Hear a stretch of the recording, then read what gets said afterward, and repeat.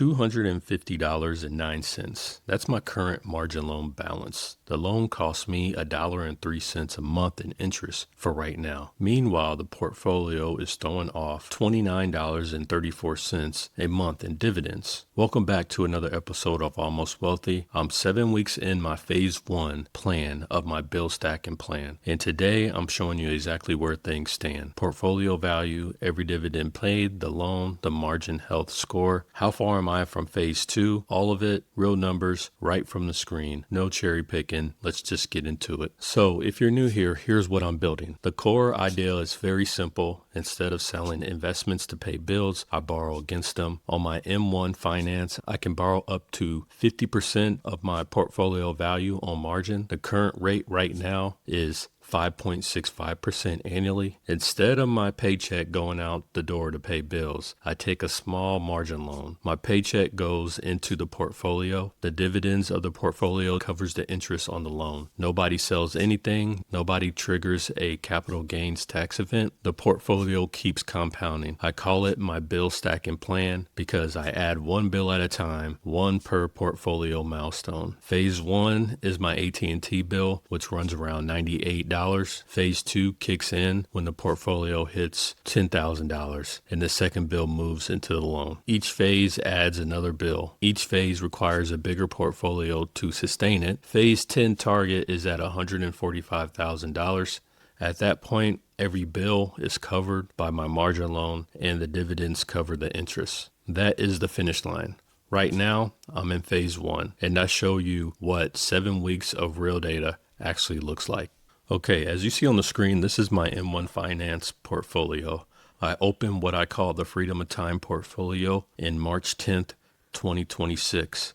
April 27th, 2026, my portfolio is worth $8,108.54. I've deposited $7,796.29 of my own money since launch. The portfolio has generated right now $369.01 in total gains. $312.25 is a market appreciation. The ETF price went up since I bought them. $56.76 is in dividends, actual cash that the portfolio paid out just because I held it. The money weighted return is plus 5.40%. 7 weeks, 5.40% on a portfolio built specifically to generate income. So here is exactly what I'm holding right now. SCHG, which is the Charles Schwab US Large Cap Growth, is my biggest position at just a little over $2,800.68. I'm up $185.09 on that, and that's a 6.89% gain. Next is SPYI, which is the NEO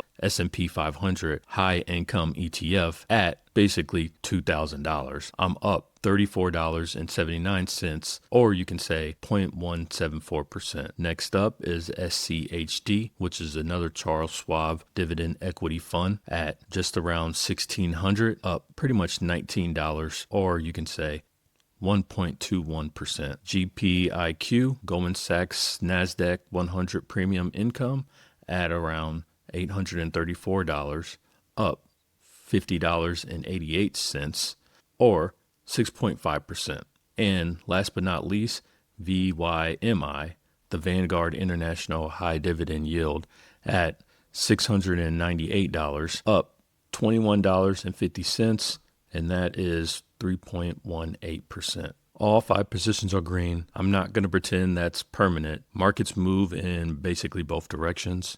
But 7 weeks in, every position is positive and the portfolio is doing what it was designed to do. Let's walk through every dividend the portfolio has paid me since launch. These aren't projections. These are actual cash payments that hit the account. March 20th, SPYI paid me $11.44. March 24th, VYMI paid me $4.86. March 30th, SCHG paid me $2.72. March 30th, SCHD paid me $1.14. March 30th, SCHD paid me another $12.18, two SCHD payments in the same month because of the quarterly timing. April 8th, GPIQ paid me $5.85. April 24th, SPYI paid me $18.57. A total dividend collection since March 10th, $56.76. Average monthly income is around $29.34. Projected annual income at the portfolio size is $352.12. The portfolio yield is currently at 5.23%. That means for every $100 sitting in my Freedom of Time portfolio,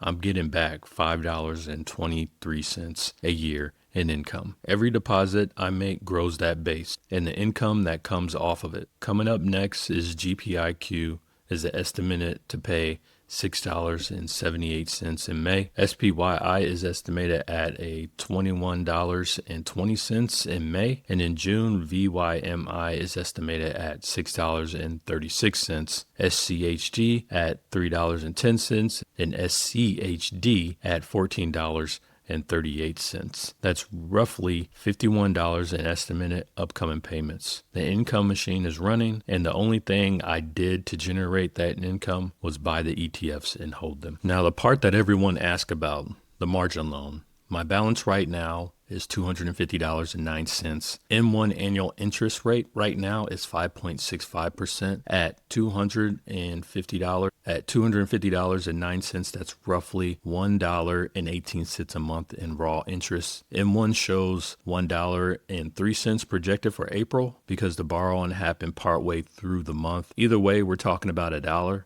Let me put that in perspective. My phone bill is $98 a month. My loan is paying the phone bill. The loan costs $1.03 a month in interest. My dividends are coming in at $29.34 a month. On average, the dividends are covering the interest 28 times over. Now I want to directly answer the question I see constantly. Is borrowing at a 5.65% even worth it?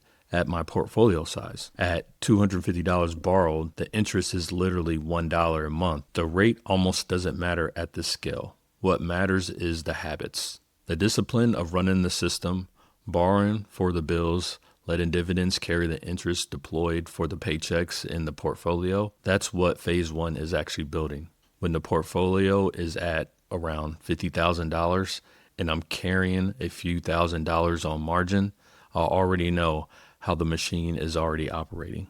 But the one question I get a lot is, are you scared to get in the margin call with all this volatility? What happens if the market drops 40%? Is now really the time to borrow? Let me show you my actual screen. My current LTV loan to value is at 3%. I borrow $250 against basically $8,100 in assets. 250 divided by the 8,100, that's around 3.08%. M1 maintenance margin threshold, the level that triggers a margin call, is at 40% LTV. M1 also shows a margin health score on the borrow page, which you see right now. Mine is at 96%. That number tells me my portfolio will need to drop 96%, losing around 7,700 in value before I even face a margin call. Not 40%, not 50%, 96%. For context, the worst single year return of the S&P 500 in record history was a negative 43.8% in the year 1931. In 2018, the financial crisis took the S&P 500 down about 57% from the peak, and that happened over 17 months. My portfolio would need to fall nearly twice the 2018 crash to trigger a margin call at my current LTV. Now, I want to be clear on something. I'm not saying market can't crash. They can and they do. I'm not saying borrow as much as M1 gives you. Don't. What I'm saying is that the LTV management is the entire game with the margin. Keep it low. Stay disciplined. Don't let success push you from the 3% LTV to a 35% LTV just because you can. At 35% LTV, a bad year can hurt you. At 3%, a bad year is just noise. My target LTV ceiling is around 12 to 15%. Even at 4 times my current borrowing, I have an enormous cushion before a margin call. That's the discipline. That's how you use margin without blowing yourself up. And here's the thing about the volatility question specifically. I'm at 3% LTV. The loan is at $250. The interest is $1. The dividends still pay on schedule into my account while the market was doing whatever the market was doing. That's the whole point of the income focused strategy. The dividends don't care about the headlines. One of the cool things that M1 has is a benchmarking tool that I want to be transparent about. Over the last month, here's how my Freedom of Time portfolio stacks up. My Freedom of Time portfolio is at 7.96%. SPY S&P 500 is at 9.3%.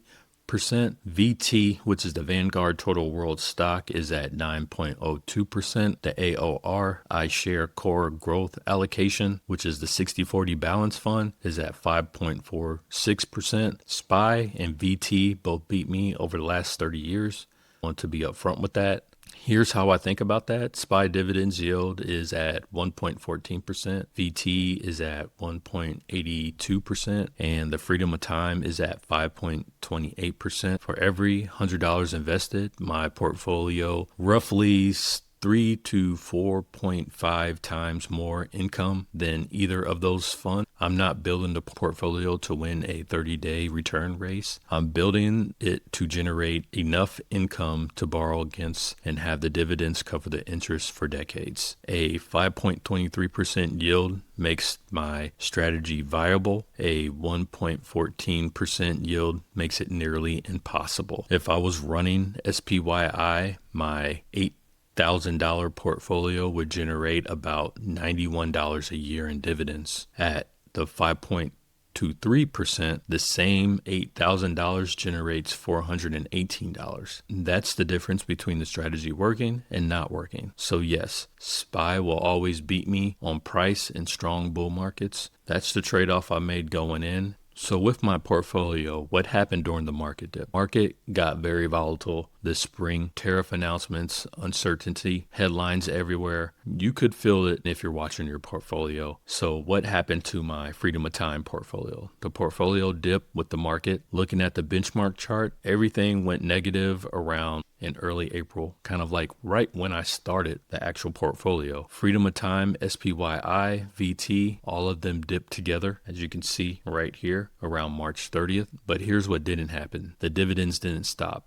SPYI paid me $11.44 on March 20th, right in the middle of the uncertainty. VYMI paid me $4.86 on March 24th. SCHD paid me twice a month in March. The income engine kept running, and because my LTV is at 3%, the margin health barely moved. A few percent drops in the portfolio value against the $250 in borrowing. The LTV went from 3.08% to maybe around 3.2%. That's not even a concern. The volatility that made the headlines had basically zero impact on my margin position. This is one of the unappreciated advantages of starting small. When your portfolio is at $8,000 and your loan is $250, market noise doesn't hurt you. The discipline you're building right now is what protects you when your portfolio is at $80K. You learn how it feels to hold through dips. You learn that the dividends keep coming. You build the mental framework now when the numbers are small and the stacks are low. Now let's go back to the spreadsheet. This spreadsheet is in the link in the description below and it's totally free. So let's talk about phase 2. Phase 2 requires a $10,000 portfolio value. My portfolio value is at $8,100.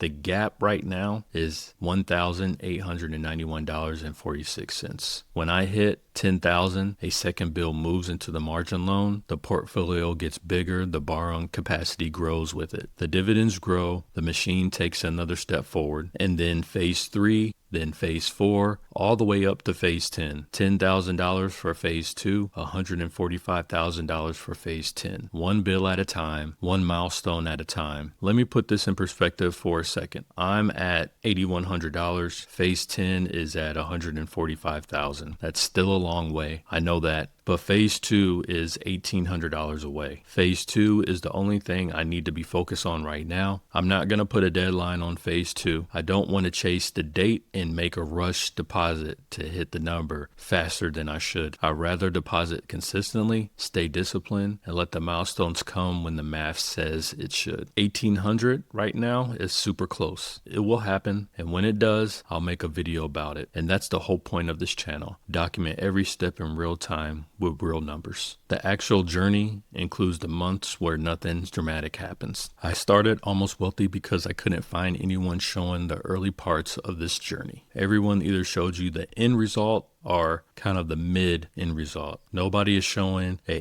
$8,000 portfolio, $1 in monthly interest, and a 7-week check-in with honest benchmarks. I'm not an expert. I'm not a financial advisor. I'm a regular person building this system in public so you can watch it work or watch it not work in real time. If you're doing something similar, this is proof the numbers hold at a small scale. If you're skeptical, stick around. I'll keep showing you the actual data month after month. The math doesn't care how small the portfolio is. It's just consistency and time. So 7 weeks, $8,100 in portfolio value, $56 in dividend collected, $29 coming in every month on average. That number will go up. $250 in margin, $1 monthly interest. For right now, margin health is at 96%. A margin call requires a 96% drop in portfolio value, standing between me and phase 2. The system works. It's small on purpose. You basically have to start from somewhere. The math works at $8,000, just like it works at a $800,000 account. You just need time to let it compound. If you're watching this and thinking about starting something similar, start small, stay low on the LTV, be patient with the phases, don't skip steps. The boring months are the foundation. Hit subscribe if you want to follow the journey. I post every week with my actual numbers, and I'll see you on the next one.